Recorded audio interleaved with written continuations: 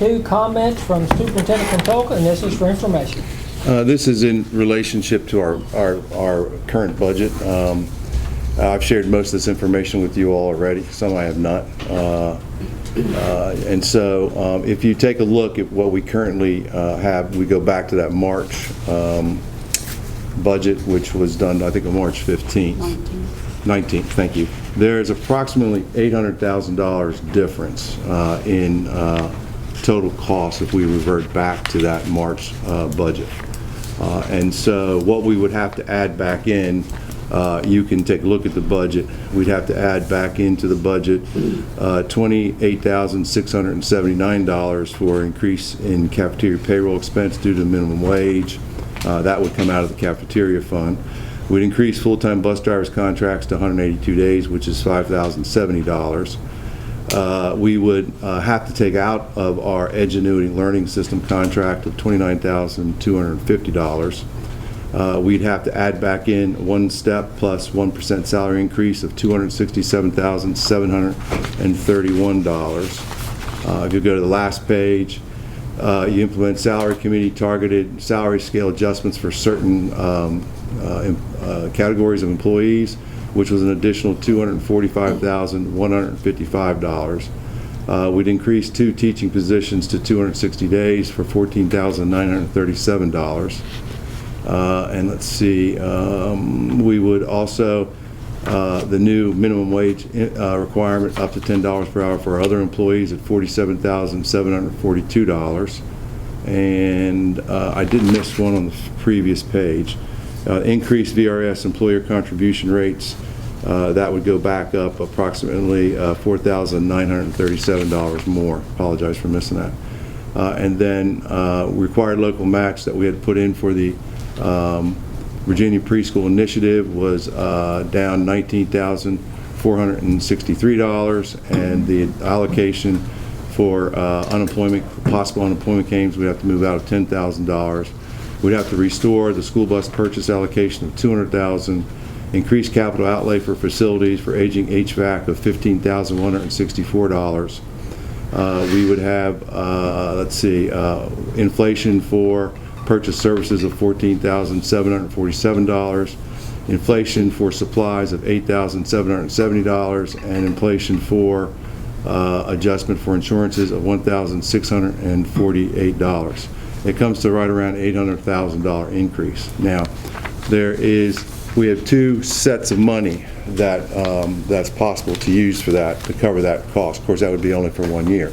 So whatever we would add this year, we would have to remove next year unless we ran into some significant funding over the following year, which would be close to $1 million. We put in, it is definitely came from the Department of Education in a memo dated April 29th. Pursuant to the Appropriations Act, the basic aid entitlement calculation is based on the estimated sales tax appropriation only and is not adjusted for actual sales tax revenues received this year. Estimates of sales tax were not amended in the reconvened session. VDOE is anticipating a significant decline in the sales tax revenue source for May and June in FY 2020 and then continuing through FY 21. So the administration decided to put the $321,000 back in sales tax. We could take that out, use that $321,000. We also have approximately $490,000 for our CARES Act funding. So when you take that and add that together, you get almost that, a little over that $800,000 that we would need. The downside of doing that, first of all, is we do not know, we know that this would only be for 1 year. So we could give the raise and then we would have to take the raise back the following year. We have no prediction on sales tax, and sales tax is double whammy. Mr. Rice, you correct me if I'm wrong. The sales tax, first of all, is part of the our basic aid, but we also get a separate supplement. We also get our own sales tax. Salem, for example, because of where they are taking 30% out of their sales tax budget, just because they're anticipating that much of a cut in sales tax. If we take that money out of sales tax and we decide to use that for salaries and whatever, Then at the end of September, if we're short that sales tax, then at that point, we would have to cut our budget, and that would be either through cutting salaries and/or cutting positions. $300,000 is approximately 5 teaching positions that we would have to lose, or a combination of administrators or other staff as well. Gene? Yes. Isn't this item 20-230? No, this is my comments at the beginning of the meeting.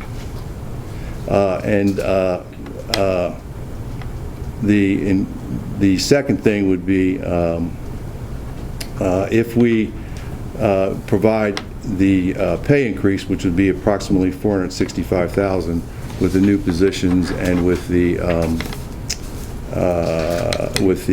targeted subgroups, that would be $465,000. We also don't know, of course, at that point, the Board of Supervisors have indicated that may cut us whatever salary increases that we would give. We also don't know about ADM. A lot of divisions are anticipating at least a 10% cut in ADM. For us, that would be probably about 150 students, which would be maybe $900,000.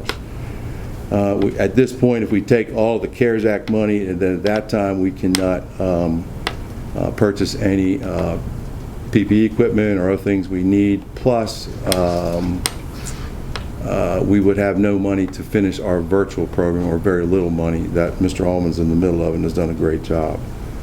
And so the other thing that we have not included in this was the cost for our full-time nurse manager, and also the full-time nurse down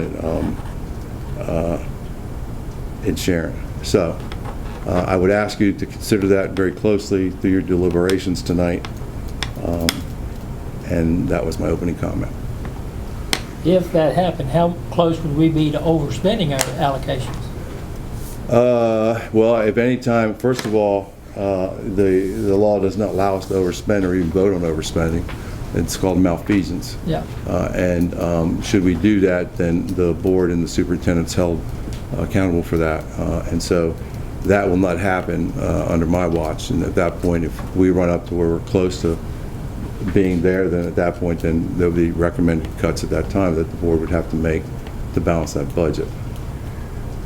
I make a motion we go in closed session. Well, are you finished? Yeah, I'm finished. Okay.